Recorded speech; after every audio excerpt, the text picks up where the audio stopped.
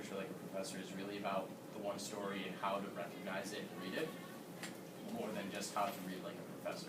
Yeah, like for question number 5, what chapter do we think had like the most potential to our class?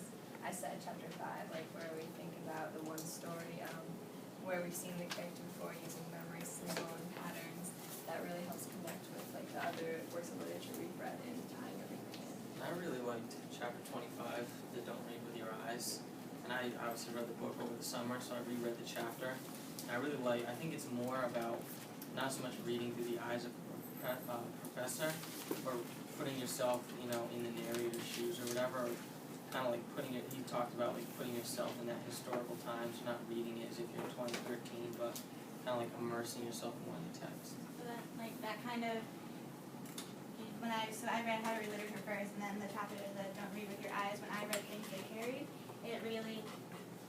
it's like, you gotta kind of put yourself in the perspective that the Vietnam veteran, like, a lot of it was gruesome, a lot of it was violent, but that's what they had to go through.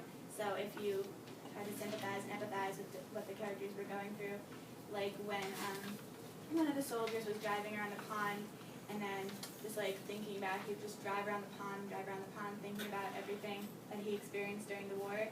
He ended up committing suicide because his life, it was kind of like stuck in this like cycle after he came back, and you had to kind of not look through it like a 16-year-old girl, you had to look at it through like a veteran, and that kind of helped a lot. Yeah. Also, when I read The Things They Carried, it was kind of easier to read that book through the eyes of the person, because the Vietnam War was so many people who were in it were drafted, and they were so young, and that wasn't like what they were planning on doing with their lives. And so it was just, when I was reading that, it was just kind of like, as a 17-year-old boy, almost 18, where the draft looked like, if there was a draft, it was almost affecting me. It was just kind of, I think reading it at this point in my life it affected me the most than if I had read it at any other point, because it just really, like, you had to accept the reality while you're reading the book, which was scary, but it helped you to understand what he was really trying to say. Yeah, I also read The Things They Carried, and how he talked about bringing in prior knowledge. It kind of helped to like see through like their eyes, because we, like for AP history, we had just learned about Vietnam, and that was really helpful, tying like all the knowledge we've learned before. I had an experience that really illustrated the not reading through your eyes very well. When I was reading Gulliver's Travels, I knew that the book was supposed to be like a critique of early 18th century Great Britain, but I really couldn't figure out how at all, and I was like really just trying really hard to just like zoom in on the text and try to find like clues about that and analyze it. And then after I finished the first part, I kind of put down the book for a little while and picked it back up, and I kind of had a different perspective on it after that, and stopped looking so closely and looked at the bigger picture and like the elements within it before looking at like specific diction, and it became totally clear to me like the way that the like satire was working. And basically it was once I opened my eyes to, instead of relying on Gulliver, who was the unreliable narrator, opening my eyes to what the author was saying and not just Gulliver. So once I stopped reading through my own eyes and trying to scrutinize it, it really became totally clear to me, and I got a lot more like meaning and enjoyment out of it. I would agree with Ian on that. I read my fiction book before I read How to Read Literature Like a Professor, and I read Invisible Man. And supposedly the book is about black nationalism.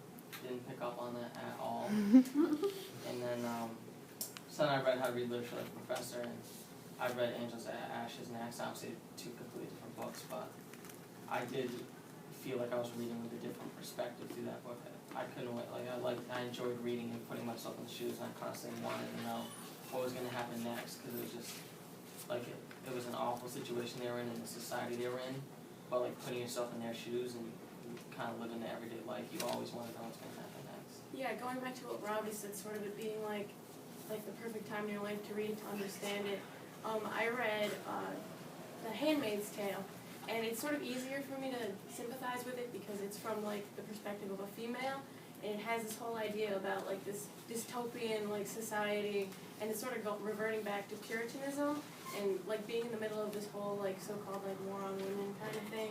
It's like she helps open up what the the author is saying about the book, sort of the suppression of women and things like that. So it's easier to understand it when you're at this sort of like mindset and also being like a female. And then like another thing, like one of the questions that I thought of is like going into like things like Herod Mr. Video, that was one of his favorite books. He told us that it was a really good book. And then How to Read Literature, Miss Pucci always referenced it last year. So I feel like you kind of go into some books with the mindset of everyone loves this book, I'm gonna love this book, or this book seems boring.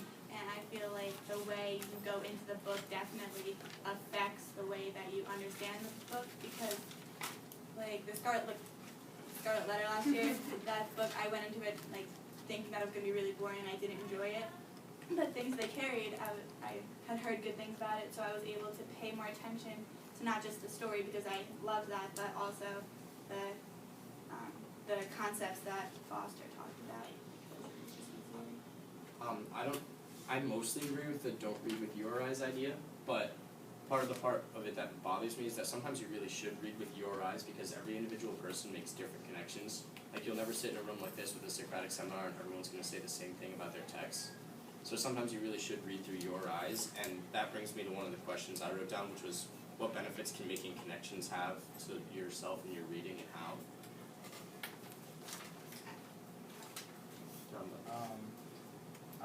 What Ian was first talking about with reading with your eyes, what Foster was really trying to say was that you have to read, I know I agree with what you said, but another part of it was that you have to like read so you understand the social, historical, cultural, and personal background of the author. And I thought that tied in very nicely to, in Ms. Fuji's class last year, our discussion of Twain's use of the N-word in Huckleberry Finn, which some people, like, they don't understand that was just a reality at the time, and that, so I think, like, in that case, not reading through your eyes helps, but it's kind of like, you have to pick and choose where you want, because clearly, if you read the book, you can see that Mark Twain wasn't racist, but it's just kind of, you have to see where it applies and where it doesn't apply as much. There was a part in the chapter where it's like, because you're not a professor, you can choose what you accept when you read it and what you don't accept. And so, like, although I agree with Ian, I feel like Foster was saying that it's okay to read with your eyes, but you also have to have the ability to read with other people's eyes, because also during the book he talks about how your prior experiences and your prior knowledge adds to your understanding. So if you read through your eyes in that aspect while also trying to sympathize with the author, you can use your eyes to allow you to read through the other person's eyes. I think it's important. I think it's important to find like a balance between the two, because like not reading with your eyes can really help you understand what the author meant by the book and the different elements within it. But then reading with your eyes can help you bring it to the next level and bring it to connections with your time and other things you've read, and kind of connect to the one story more than just the story that you're reading. Yeah, like you have to read through your eyes in a sense, because you're trying to like figure out the symbols and how they connect, because like it said on around like page 98 and 99, that was like where it says they always like think that it is a symbol until like otherwise, like it always has more than one meaning, or else it's an allegory. And it says like if we want to figure out what a symbol might mean, we have to use a variety of tools on it: questions, experience, pre-existing knowledge. That was on page 99. So in a sense we have to use our own eyes for that, but then again you can still see through their eyes as well. I think in the bigger picture of the book too, like I thought the most important chapter was actually the epilogue, because every chapter, like one chapter will talk about like the symbolism between like illnesses, and then one will talk about how everything is political text. Like everything is kind of chunked, and he kind of breaks it down. But in the epilogue, he really talks about how he's just showing you the patterns, and so in the future you can pick up and know, oh, it's winter, like that, you know, that symbolism of the death, and, you know, things like that, like the actual mechanics. But in the epilogue, he talks about how he's just kind of giving you tools so you can understand the patterns, but at the end of the day, you are an individual and you do interpret the text your own way, and that's what is important. Another thing in the epilogue that I noticed that I have written down here is that Foster is saying that using everything that he gave you is not to make reading like a task, it's to make it more fun. And I don't know if this is going to make me sound like a total nerd or whatever, but when I read and I am able to finally understand something, or like how this connects to that, it makes me really excited. And I feel like a sense of fulfillment when I connect two things together. So I feel like everything that Foster said, it says, your reading should be fun. We only call them literary works. Really, though, it's all a form of play. So I feel like using everything in how to read literature and reading it first, it made it easier to understand things they carried in the motorcycle diaries and everything else. Yeah, I completely agree, because like last year, Miss Pucci's class, like going in, reading some of those texts in the beginning, I was like, what the heck is going on? And then once she like helped uncover it, like it also helps enhance your skills as well as your understanding. Like I like to write, and like picking up on those different patterns, like, oh, I never thought of like saying it that way, or like implying that mechanic, like I can use that now, so it really enhances your own skills as well as your knowledge. Yeah, another, one of the things in the patterns is like the nature and weather. And I thought nature has such a complex role in fiction because of all the different diverse meanings it can take. Like, for example, with water, it can take lives if you're drowning in water, but it can also set a gloomy mood if it's in the form of rain, or it can absolve and cleanse people of their wrongdoings.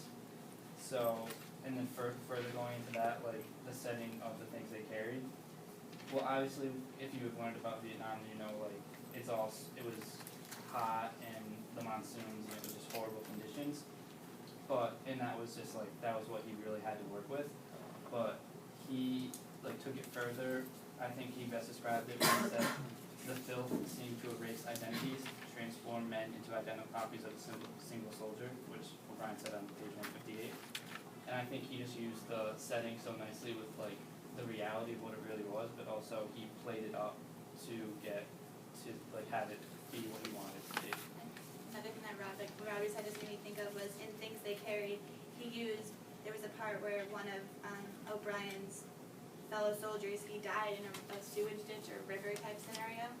And in that sense, the river was their enemy and it killed one of their friends. But later on in the book, O'Brien returns to that place and he buries his friend's moccasins at the bottom of the river. And I don't know if this is like a total wrong connection, but there's a chapter in How to Read Literature about baptism and how when you go under the water and then you come back up, you're a new person. And I feel like at that point in Things They Carried, when he went down and he left the moccasins years later and he when he came up, that was him getting over the death of his friend and moving on after the war. I think the importance of nature, this is to sum up both of those, I think, is that nature encompasses all of us, but also it embodies originality as well. So it's on the greatest scale that contains everything, but even at the smallest level, it's where originality comes from as well, in the smallest details of life. And I think the connections with writers have with nature is the same way. Like, they can use nature to their advantage in their stories, and it's often used as a tool to deepen the meaning of it, but at the same time, most inspiration also comes from nature. For example, the book I'm reading about, Gulliver's Travels, the book that I read, and as he's traveling, he encounters all these different islands with either huge, really tall people, or tiny people, or people who are doing all these strange sciences and floating islands and stuff. And it's all about him kind of struggling with nature and then comparing it and showing it in contrast with society that he lives in. But at the same time, if it weren't for nature, Jonathan Swift couldn't have come up with this whole story about sailing in the sea and visiting all these islands and the attraction of travel to Gulliver. So I think nature actually is the one story almost, because everything is about nature and stems from nature, but at the same time nature is used as an element within all writing. I think one important thing about nature that we did talk about last year was how it's amoral. I think that's how it can kind of take place in everything, because it doesn't interfere with, if someone, drowns because of a storm, there's not necessarily malice in that. It's just the awkward way of removing a character and then the symbolism. Okay, so I'm going to stop you guys.